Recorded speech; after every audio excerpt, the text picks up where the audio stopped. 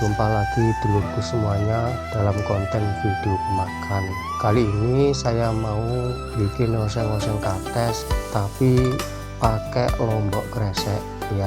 Ini untuk katesnya diremas pakai garam, dicuci seperti ini, tujuannya biar katesnya nanti tidak kaku lur, ben lemes lur ya. Nah sekarang kita cuci dan ditiriskan untuk dimasak lur ya.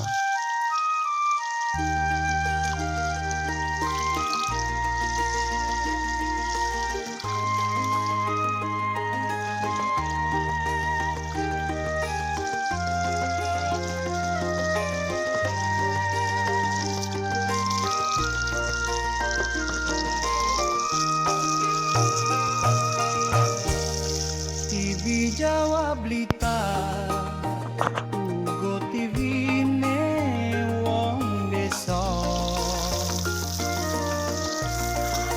agawe guyu, gawe gayeng saben dina, mareme ati podo sumunar kabeh sedulur kita. Urip ning desa ayem tentrem ing jero rasa, najan urip saanane karo kulawarga, narimo pandume Gusti kanthi legawa lan syukur sing nyata. Bakune gede matur nuwune, berkah saben dinten tansah nuhake tentreme.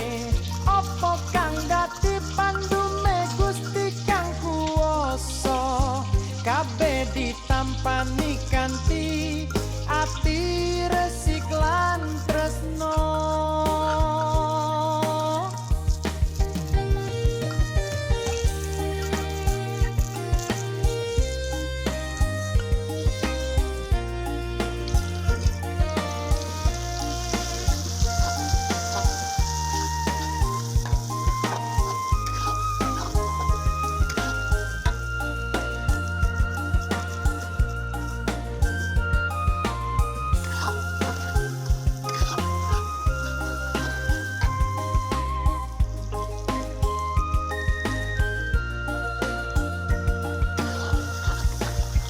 Bakune gede matur nuwune, berkah saben dinten tansah nuwuhake tentreme. Apa kang dadi pandume Gusti kang kuwasa, kabeh ditampani kanthi resik lan tresno. TV Jawa Blitar, uga TV ne wong desa, agawe guyu, gawe gayeng saben dina, mareme ati podo sumunar kabeh sedulur kita. TV Jawa Blitar, uga TV ne wong desa, agawe guyu, gawe gayeng saben dina,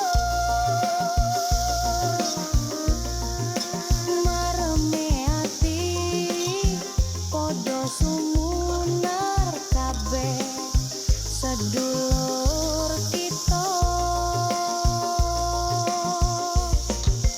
Urip ning desa ayem tentrem ing jero rasa,